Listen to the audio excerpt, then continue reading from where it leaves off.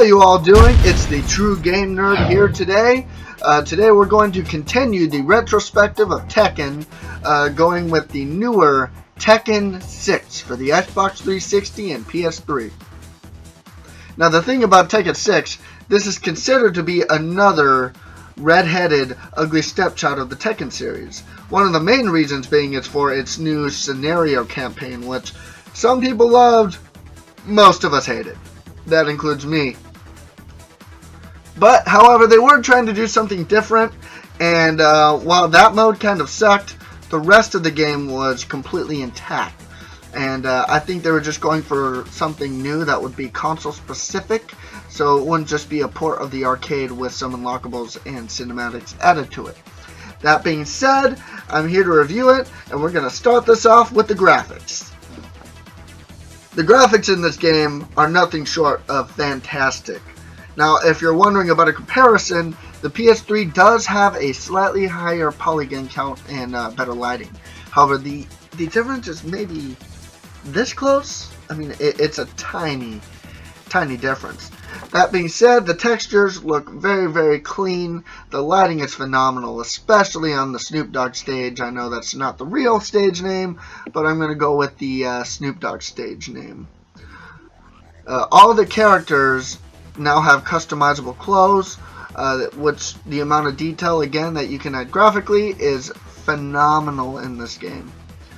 The environments really come to life. There's a variety of different levels. You have a level with a bunch of sheep that you can unlock. It's hysterical. You can fight in the middle of like a pig pit. You can fight in the middle of the street during a war. There's a million different things you can do in this game. By far one of the most diverse and clean looking games of its time. Certainly better looking than even Tekken Dark Resurrection, the remake for the PS3. And really a step up in a lot of ways. Now, as we continue on to the sound, again, this soundtrack starts going back to the habit of the Tekken 2 era, where the music becomes a lot more memorable. And I say that because a lot of the stages have music that actually fit it. Now, is it epic like Tekken 2 soundtrack? No. It's still fighting techno. And the Snoop Dogg track is, well, I don't want to say the word stupid, but he didn't put effort into this. This is about as good as his reggae adaptation. You remember Snoop Lion? Yeah, I don't think most of us want to remember Snoop Lion. Anyway, the sound effects have been done well. The characters, most of the voice actors do return. We still have that weird paradox from Tekken 5 where the characters speak different languages. However, it's not as big of an issue with this game as a lot of the characters don't really interact. And we'll cover that when we get to the design and the gameplay. And now we're going to talk about the part that makes some people love Tekken 6 or hate it. Because on one end, you have a phenomenal fighting game that looks great and plays great and has all these cool bonus stages. And unfortunately also one of the cheapest and stupidest final bosses that I'll ever play in a video game and forever hate. I'm sorry if that frightened you. I don't like Azazel. He's a jerk. A cheap jerk. Anyway, so the fighting gameplay is essentially what you would expect from Tekken. Like Tekken 5, the walls do return. However, the gameplay is still that traditional press down to duck, up to jump, combo system, etc. Characters like Eddie and Christy have been adjusted just a hair. Christy is actually a little faster and less powerful than Eddie, whereas Eddie's a little slower and quicker. It helps to balance the gameplay just a little bit. You also have the return out of a lot of major characters. It's probably one of the bigger rosters that we've had in the last couple years for Tekken. Certainly bigger than Tekken 4. That being said, there has been a really strange change that was done to the game. This was the scenario campaign mode, I believe it's called.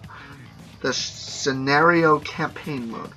Now, what this mode does, it follows the storyline of two characters, Elisa and Lars.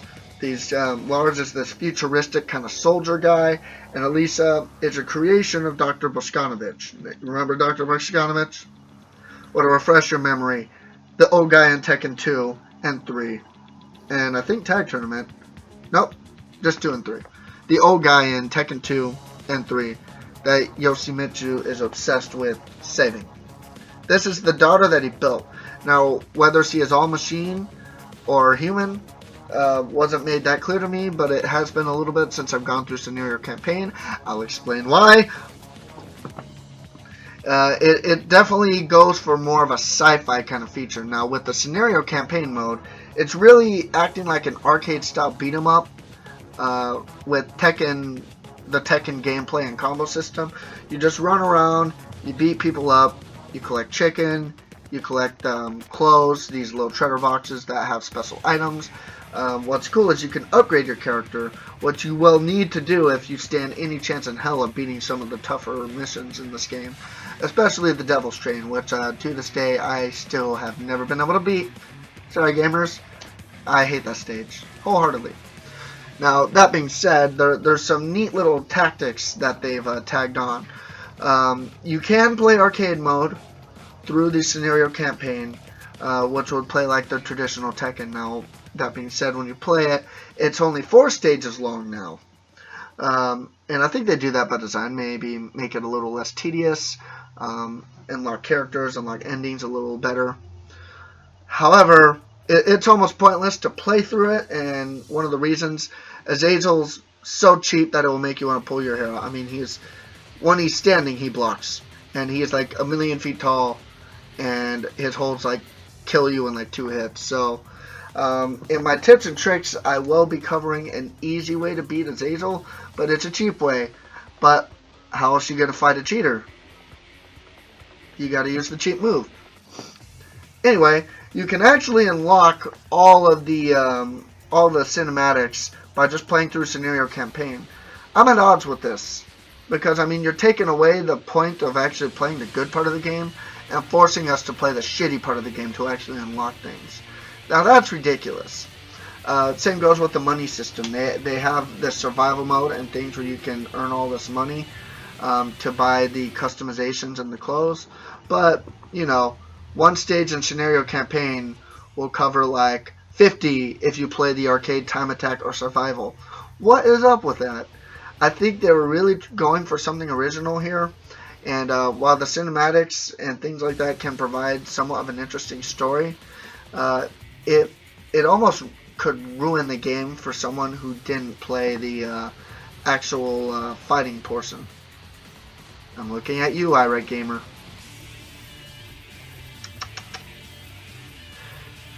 Now, the design for the game has gotten a mixed reaction.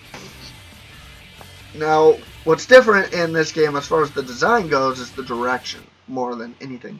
This game's new characters are far more sci-fi oriented than based on realism or martial arts characters or even using Japanese mythology whatsoever. In fact, Elisa looks like something that fell right out of Dead or Alive.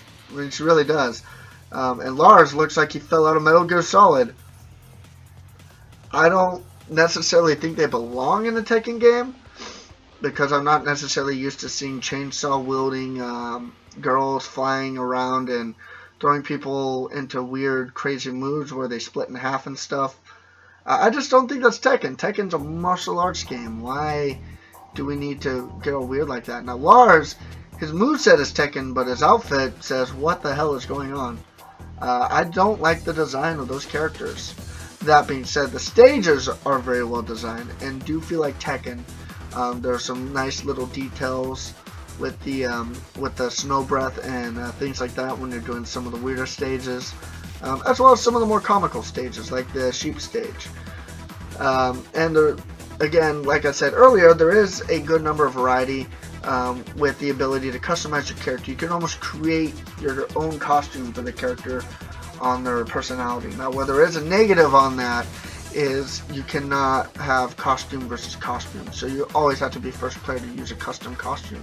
That kind of ruins it. Wouldn't it be fun if your friend could make a costume and then you could, fight against each other? But that's something they would go on to fix later, and I'll cover that in my review of Tekken Tag Tournament 2. Now, that being said, one of the biggest complaints I would have with this game would be the endings. What the hell? Tekken has always been known for having really epic endings, or at least giving us a reason to play the game. This is not one of them. A lot of the endings, like Lily's ending, are just continuations of things we already knew. Yes, she doesn't like Asuka. Asuka doesn't like her. We didn't need to see a story where they're about to fight again.